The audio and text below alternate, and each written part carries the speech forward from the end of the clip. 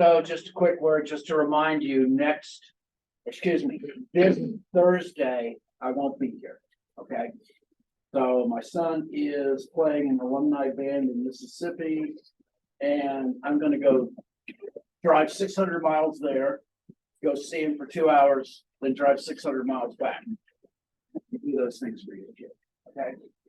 So if you're not doing anything on Halloween on Thursday, at the Appalachian Theater, they're doing War of the Worlds, the radio play, and I'm the director. So I'm in the Blue Ridge Community Theater. I urge you, by the way, to have other things in your life that fulfill you. It's one of the reasons why I went and growing a beard. It's coming off in November. I kind of flipped the model. But this is the actual radio play that was done in 1938 that caused all the craziness. The play was written by Howard Koch.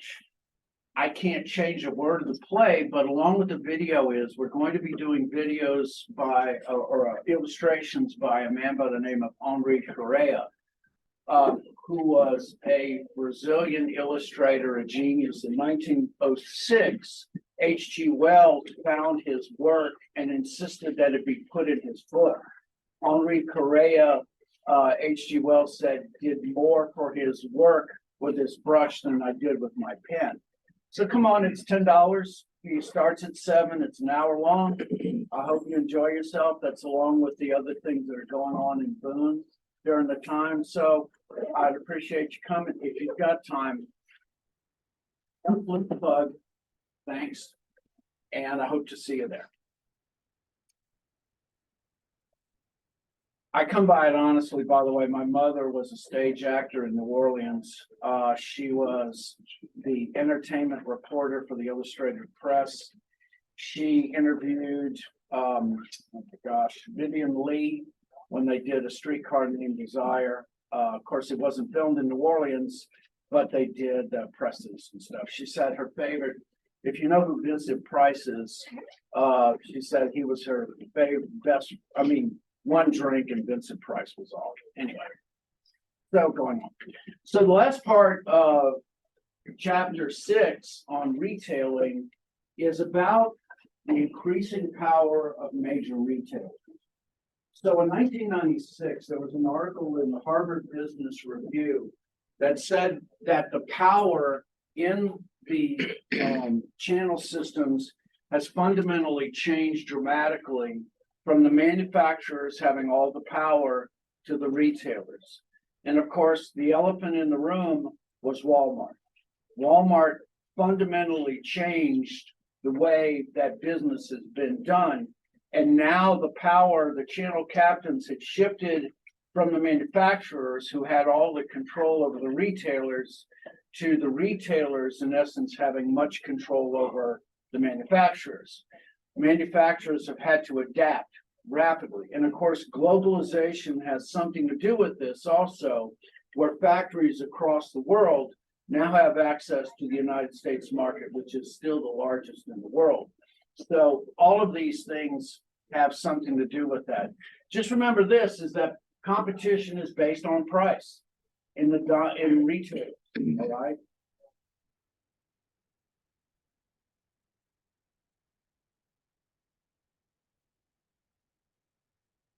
With competition, so based on price, with the commoditization of products where most consumers consider them to be one like the other, the retailers have had very little choice but other to adapt by creating price concessions. And this is no different, especially in the world of the omni-channel, where you individuals, and I consider y'all the toughest, okay, consumers in generations, because you have such wide choices available to you. It means that in order to adapt and survive, that you have to be able to match prices. Now, the difficulty with that is, where do the margins go?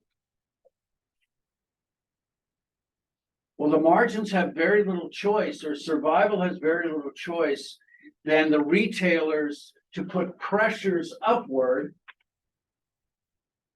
by having costs reduced.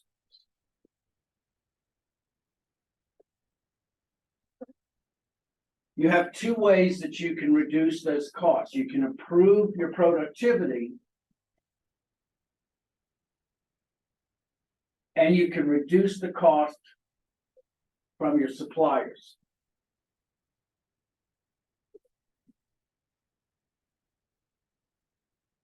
And when I talked about the buyers, like especially the buyers for Dollar General, this is where these individuals really have striking power.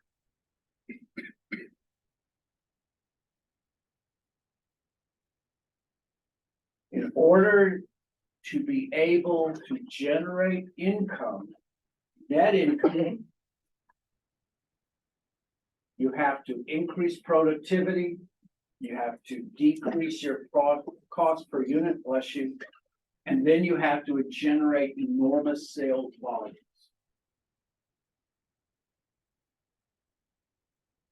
I've said this before, the average supermarket has margins of 1 to 3%. Now just imagine, I do $1 million in business, and the money that I receive, or the net profit after generating all of that, after I pay all my bills, is $10,000. That can be a pretty hard thing to swallow when you consider all the work that you've done, but that's the real world. Supermarkets have other ways that they can generate money. One of them is in the things that they can do themselves, which is, the first one is good supermarkets cut their own meat.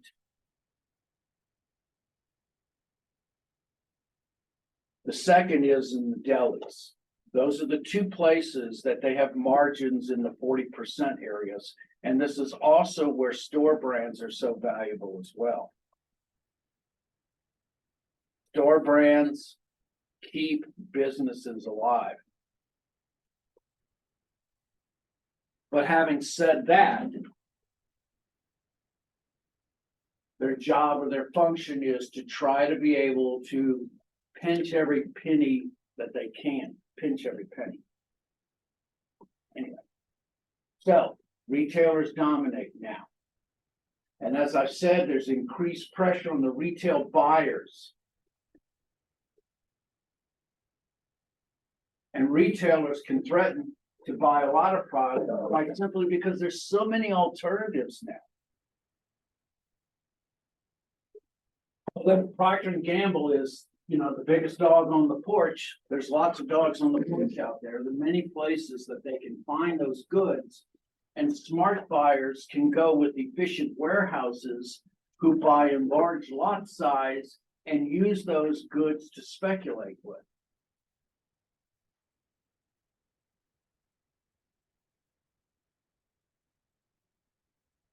And so what happened with manufacturers is they made a Faustian bargain.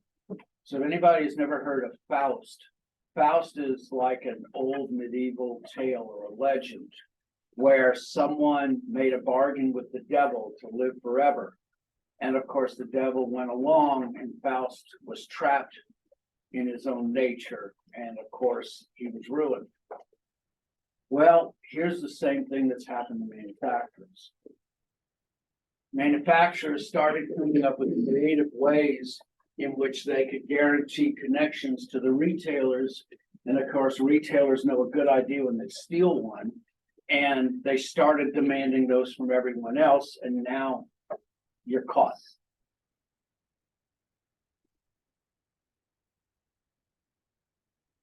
And so these are the deals that are offered by manufacturing retailers. And of course, these slides will go one at a time.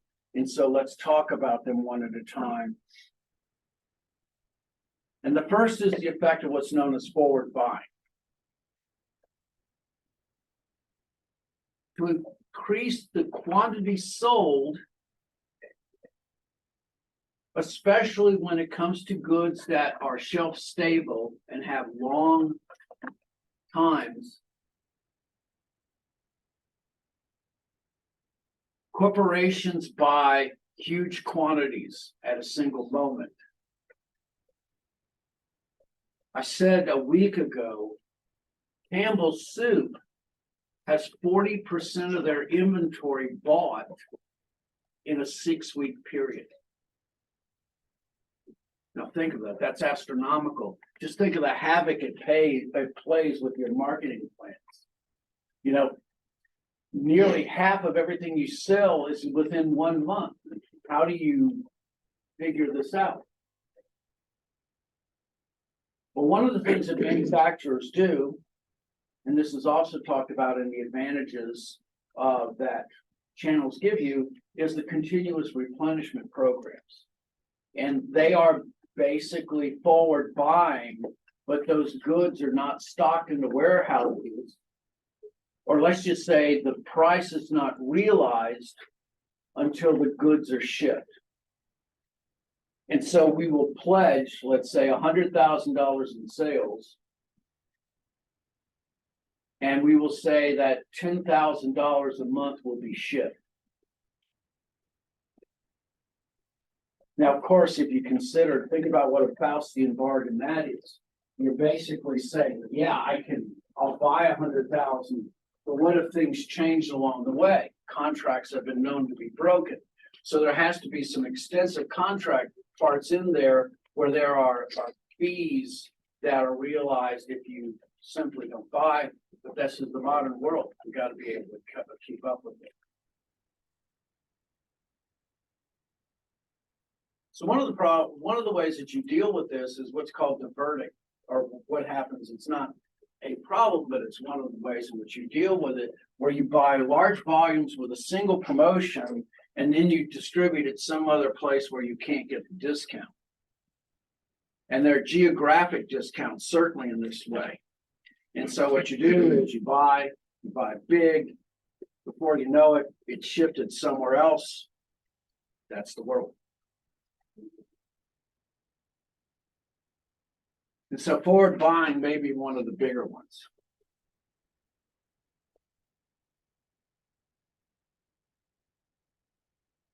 So the next one.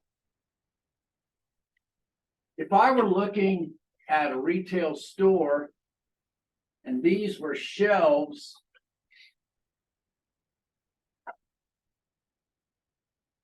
where do you think the highest dollar value in a store is? If you're thinking of this way, okay? So I've got shelves lined up in the store. They've got goods on them.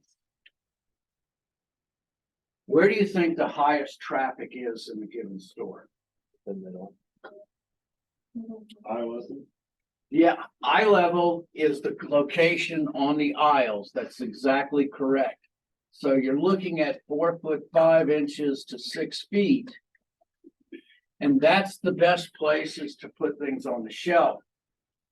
But there's one place that's even more valuable, and it's these areas on the end that are called the islands.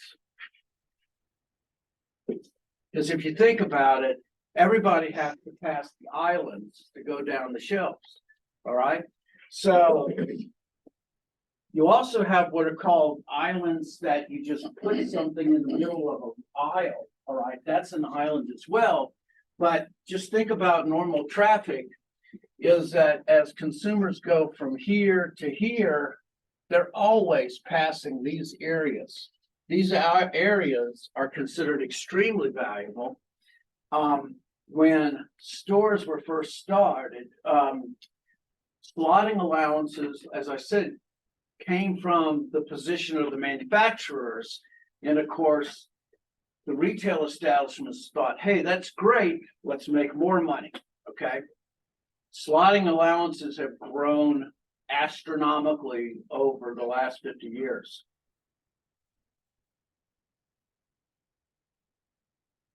Slotting allowances also allow big manufacturers to muscle out little manufacturers by denying them access to that shelf space. So it's become a big shoulders kind of situation.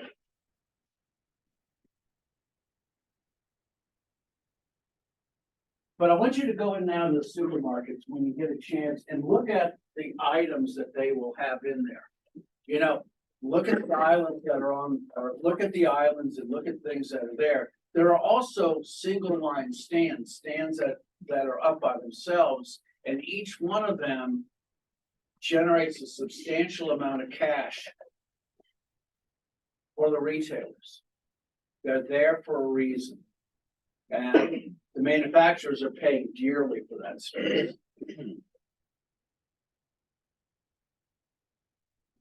By the way, anybody want to guess what are the highest money-making aisles in a supermarket in terms of gross margin? Cereal, you got it. That's number one. Very good. Cereal prices are crazy right now. Oh, they always have been. One other thing, the least expensive thing to make, what generates the most money. Very easy thing to make. That's a close one. That's actually third. Soft drinks. Okay. Soft drink. Think about it. It costs more money for water than when you put something in water, and it costs less. Okay. Think about that. You know, I mean, it's just amazing. But those are the aisles that generate the most money. And just think about when you go through it, just think about this area here where your eye level is, and just realize that every one of those items is, they're spending some precious money to get there.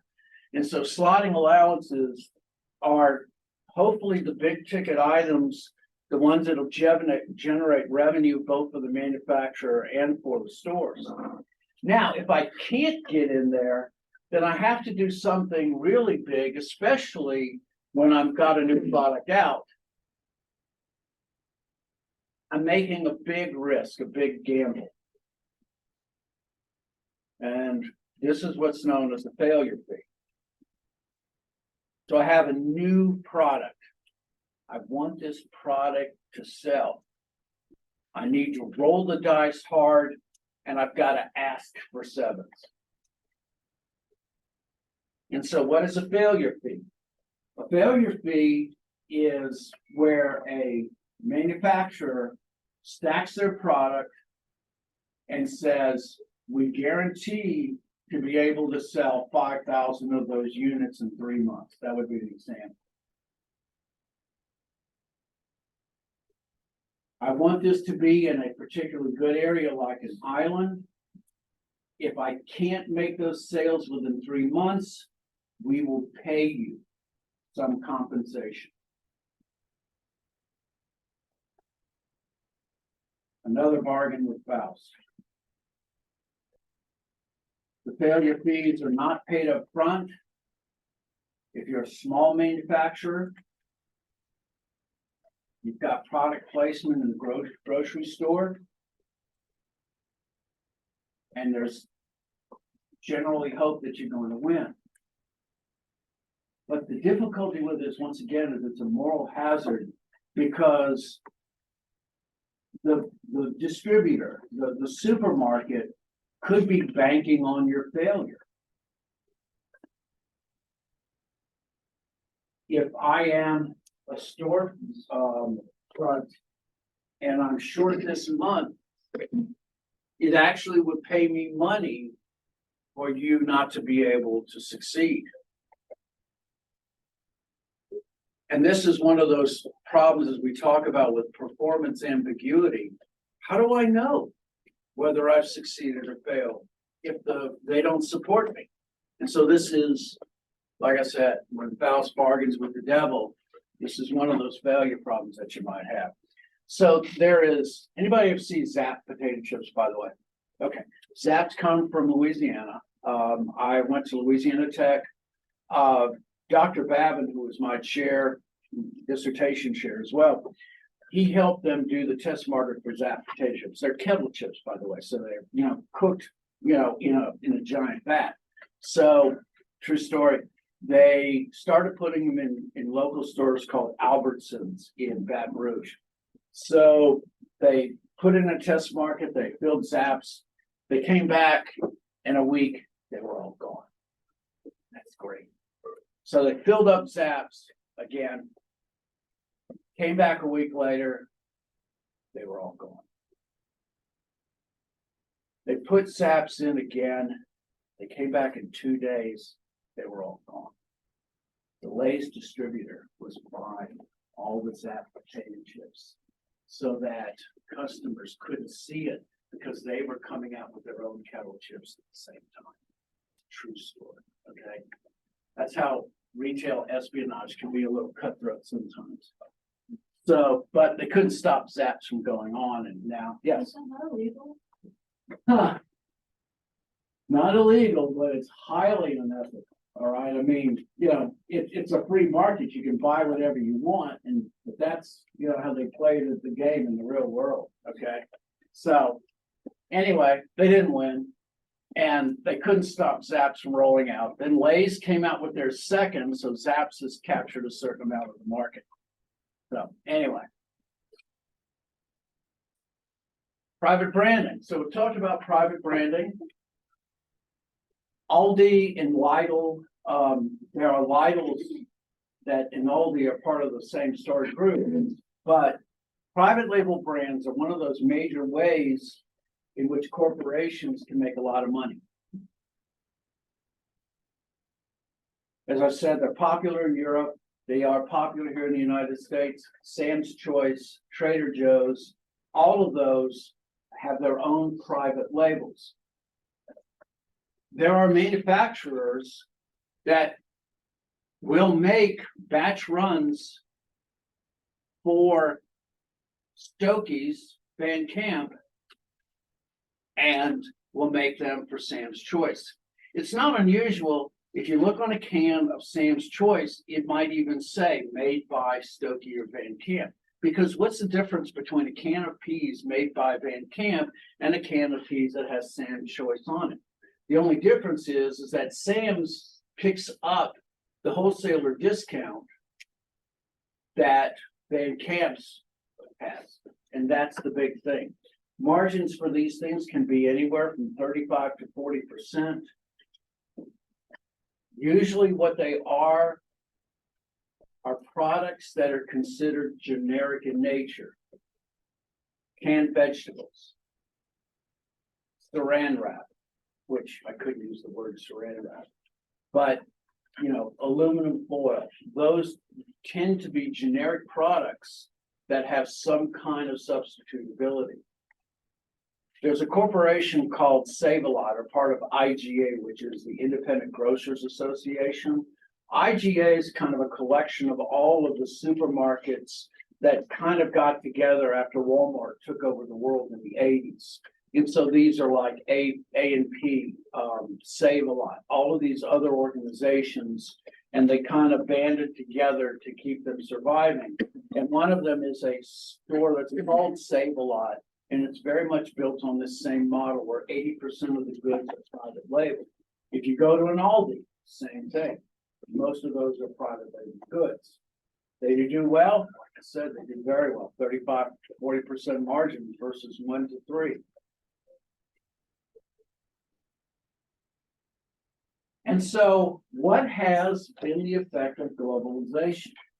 Globalization has brought the retail environment everywhere. And this also includes the storefronts as well.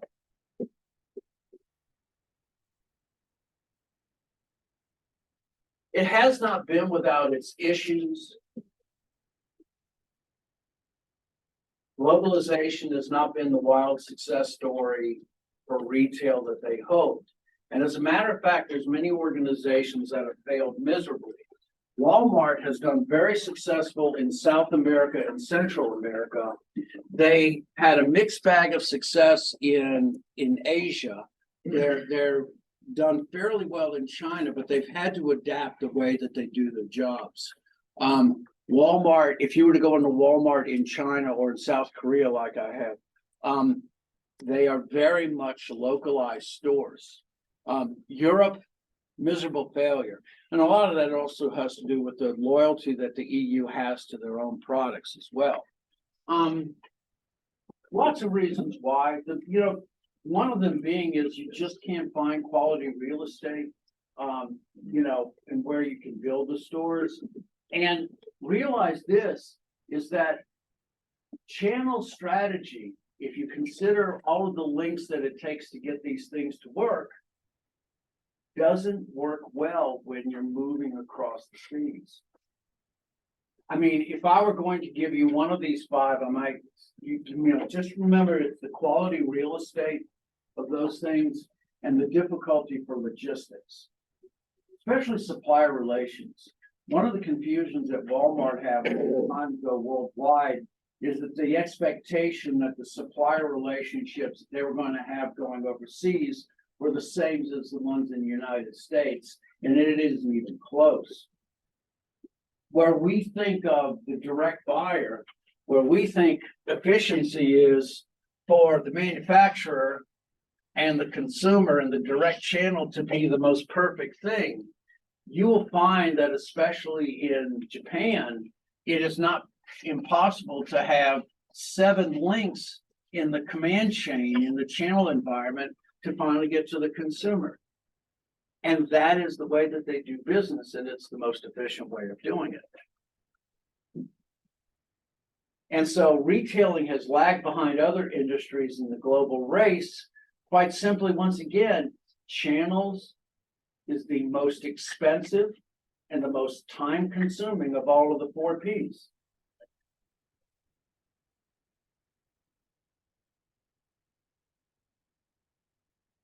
You have to have something of value for individuals across the water to be wanting you in order to bring some form of success. You have to be sensitive to local preferences, what they feel is important.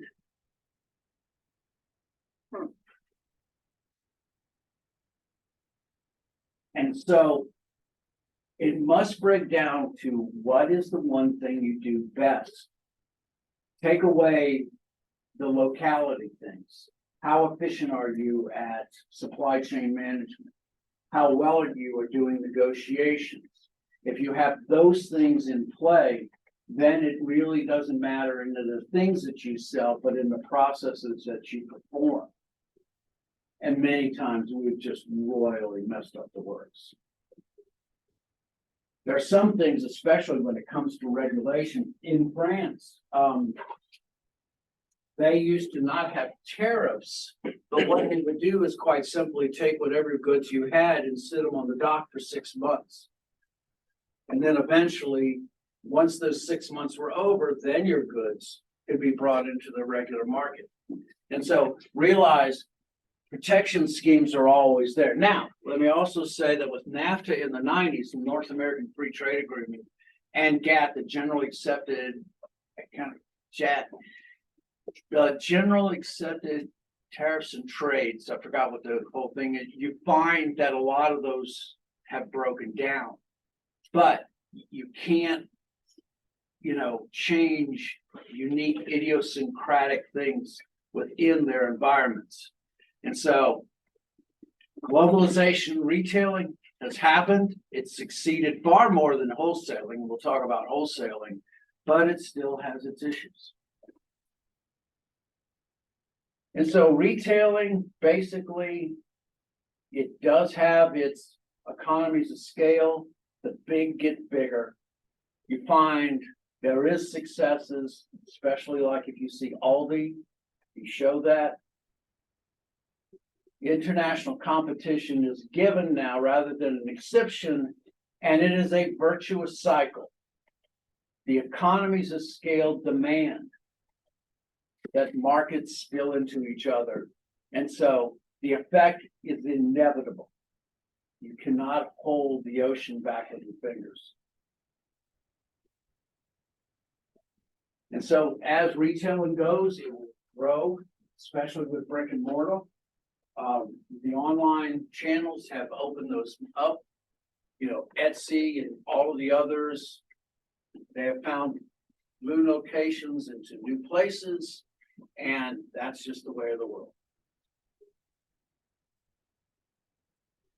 So that is the end of chapter 6 on retailing.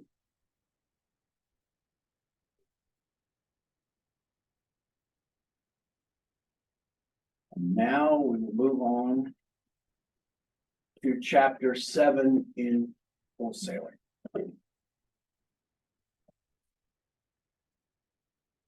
Now, like with everything, defining a member of the channel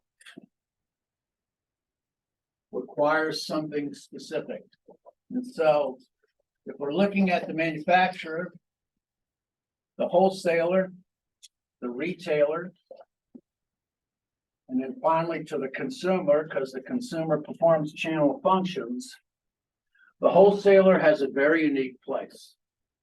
If any of you are looking in channels, I would love for you to find wholesaling, because wholesaling is a great place to be.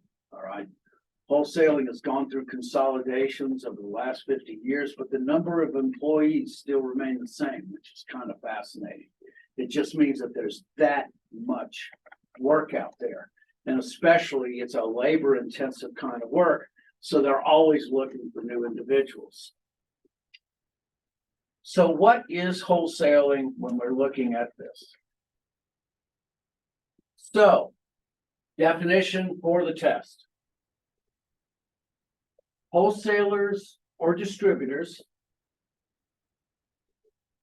are independently owned organizations or operated firms that buy and sell products.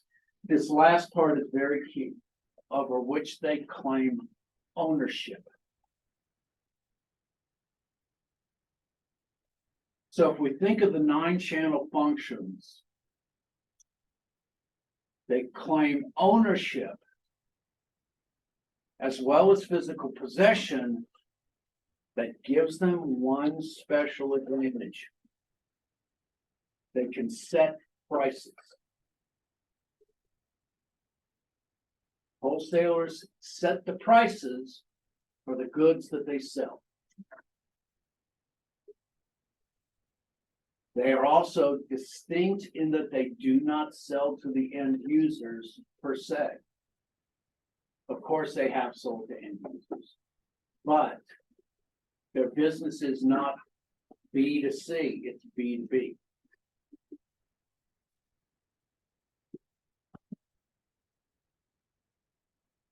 This ability to set prices and to have ownership gives them the ability to adjust their businesses to unique industries. Wholesalers are the specialists, not the retailers. Retailers can be specialists, but retailers buy from specialist wholesalers.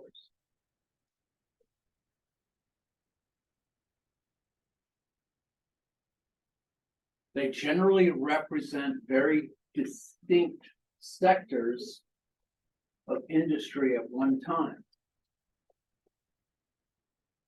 Other than if you're talking about a company like Standard Supply, which is kind of like the omnious, everything, has anything that you could possibly want to sell. Generally, they're very specialized in nature.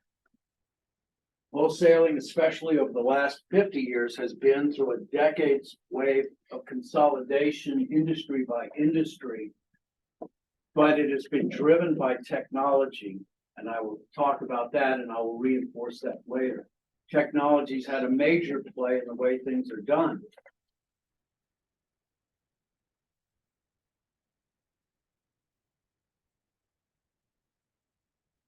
So, when I first graduated from college, and when I was working my way through school, I worked in the oil field industry. I was a deckhand. I was a merchant marine on crew boats and work boats. And so I worked also after I got out in a town called Morgan City, and I worked for a place called Port Hardware or oil field warehouse. And so these were actual warehouses, and they were basically hardware stores that especially during the 70s and 80s, went through the oil field boom off the Gulf Coast of Louisiana. We would have corporations that would be calling us, needing tens and thousands of dollars of supplies. So the way that the oil field works is, it works this way. So if you got the Gulf of Mexico, you have two types of platforms out there. You have what is called the production platform, and the production platform is platforms that are out there that are already producing oil, and they have these thousands of miles of pipelines into and around Louisiana and Texas. Then you have also the drilling platforms, and these are platforms that are out there speculating and looking for new oil. Now, back in the oil days in the 70s, wildcatting meant that you just went out there and tried to find. 1 out of every 7 times that you had a chance to think where there was oil, you would succeed. So think about that. That's like 14%. The number of success was very little. Now in the modern world, especially with geophysics and what we know about how things, nearly every single platform that drills is being successful now. We know where it is. So anyway, the production platforms, if you're talking about generally offshore, are rented. They're rented from corporations at a cost of around $400,000 a day. The most expensive ones are offshore in a mile or two, and these are drilling ships that are kept in a constant state of equilibrium in a perfect place by GPS and other things. And these can be rented for anywhere from $2 to $6 million a day. All right. Now, I want you to imagine this. What if you break one hose? Just think about the amount of waste of time and money when one of these platforms go down. Time becomes of the essence. And so when they needed supplies, they needed them now and they needed them yesterday. And so the uniqueness things that happen offshore drive a certain amount of, we got to get it here and it needs to be done now. And we need these goods whenever you can get them. So one year we received an order for 100,000 feet of 1/4-inch stainless steel tubing. So stainless steel tubing is special. You need stainless steel, especially when you're working offshore, because rust will turn iron into slag in the space of a year or two. So it needs to be stainless steel. Now, 1 foot of stainless steel tubing is $50 a foot. Can you imagine what it would cost to get? Well, it doesn't, just extrapolate it out. You get it, all right? A 1/4-inch stainless steel tube fitting is around $80. We would have this order for 100,000 at a time with an order of 500 of these. Now, consider just the financing of all of this. How does a small store do it? There were 3 of us. There was Morgan City, there was Port Hardware, and there was one across the way in Burr. Anyway, how do we do it? Well, we needed a corporation, one with bigger shoulders than we had. And this was the classic example of where success breeds along. And we had a company by the name of Moody Price come along and help us. And so this is Moody Price.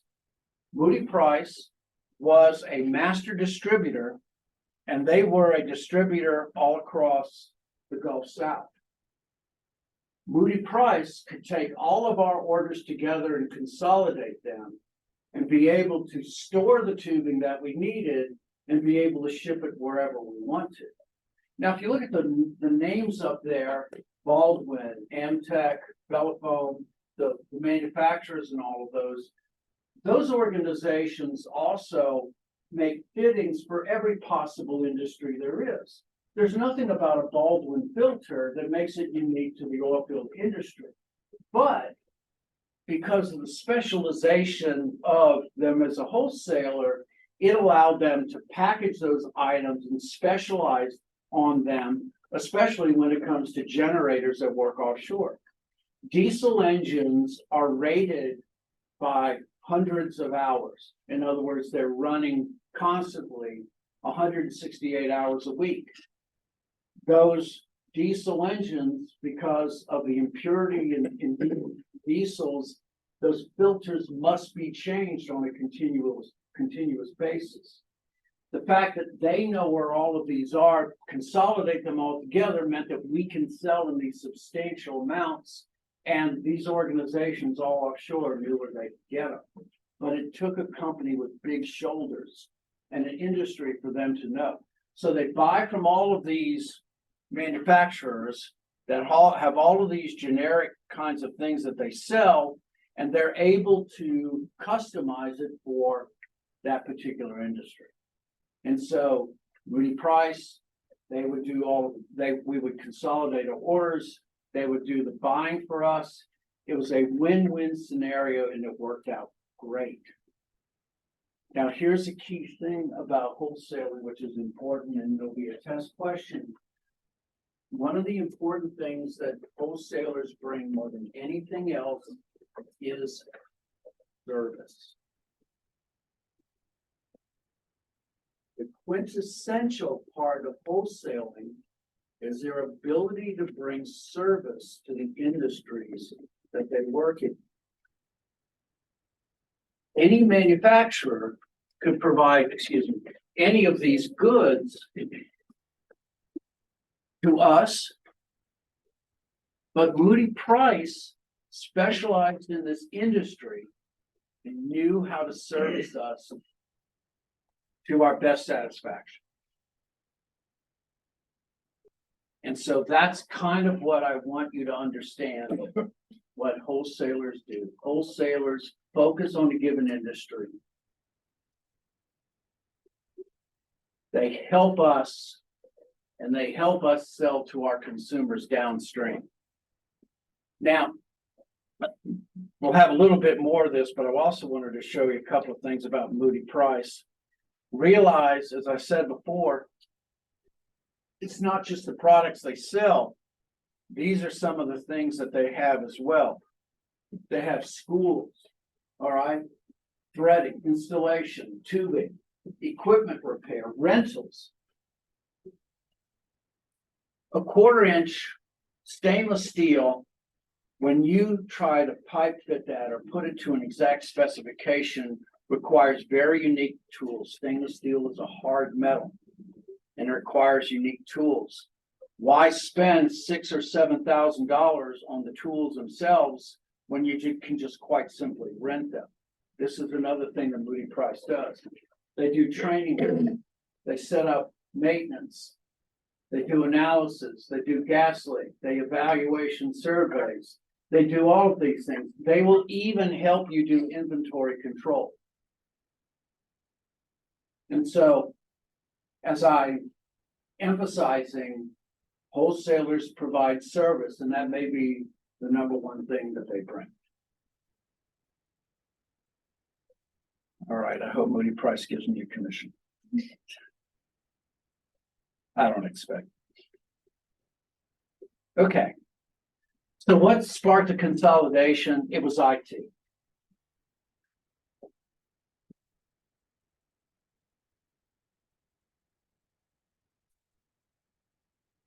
The focus of what they do, especially when it comes to the enormous amounts of money,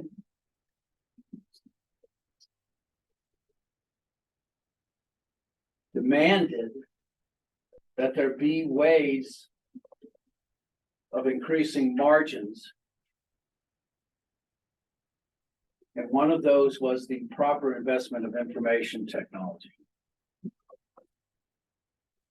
By being able to achieve the economies of scale,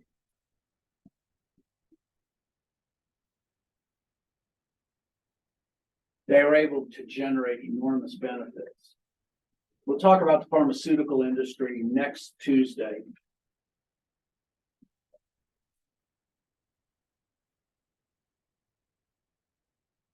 But by its very nature, IT, especially picking goods, demanded better ways of being able to perform. So you see things, who are my supply chain people in here? Have you talked about cycle counts yet, or what they do? So cycle count means, can you briefly say it? I'm gonna put you on a line here. It's just like where you count like every period. Perfect. That's exactly what it means. Cycle counting, before cycle counting, you would have you'd have inventories where you'd have to shut down everything in the factory.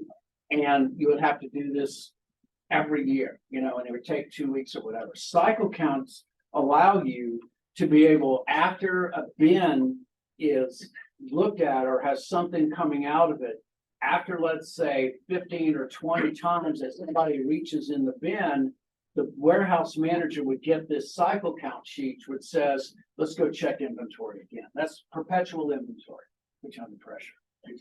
So that can only happen if you have the IT to be able to do that. And this is one of the things that cycle counting, or one of the things that spurred on the interest of IT. It meant that you could save thousands of dollars. We used to, when I worked at Pioneer Aerospace in Columbia, we're talking about $40,000 in 1980 to do an entire industry. I mean, an entire inventory.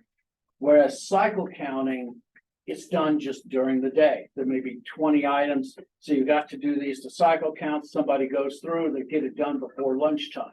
That's an example. And all of this has only been done because you need to be able to have the money to be able to do this. And IT allows you to do this. And it's done because of the economies of scale. You've got to have enough in there to be able to do it. Okay.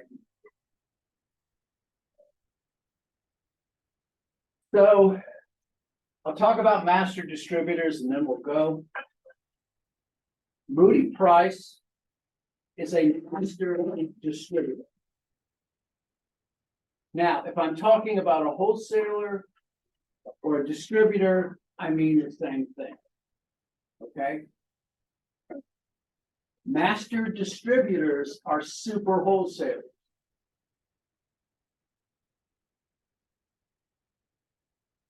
Master distributors are wholesalers where service is number one. They can do things more efficiently than the manufacturer can do them. They understand the products better than the manufacturer does.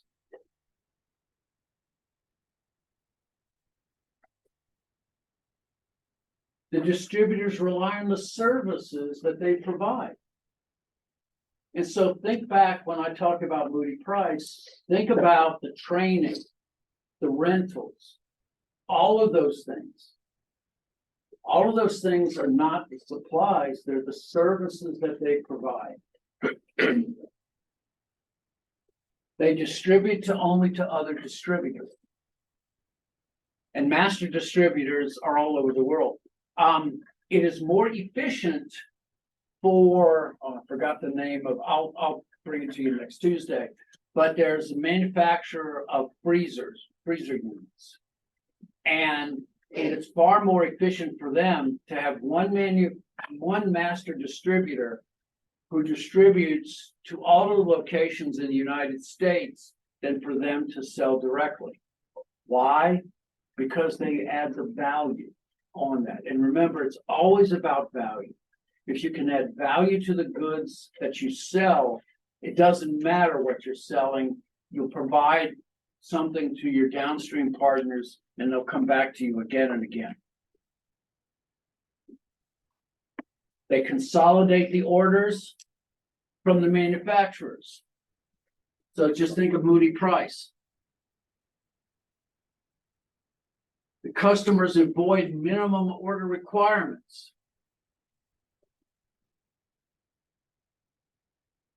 They mirror the franchisors in many ways because they are representatives of the manufacturers.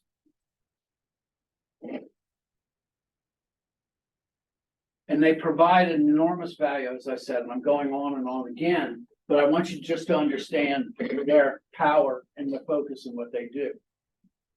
This is classic channel stuff, all right? They're consolidators. They work with the economies of scale. That means that distributors don't have minimum buys because the distributors below them can consolidate those together. And they resolve the logistic problems because here's another thing about wholesaling. Wholesalers tend to be geographically located. Wholesalers are not like retailers. Wholesalers are very seldom global. They tend to be closely operated around many unique given areas. All right, I'm done for the day. Remember, I will not be here Thursday. I'll send an email out. I hope you all have a great day.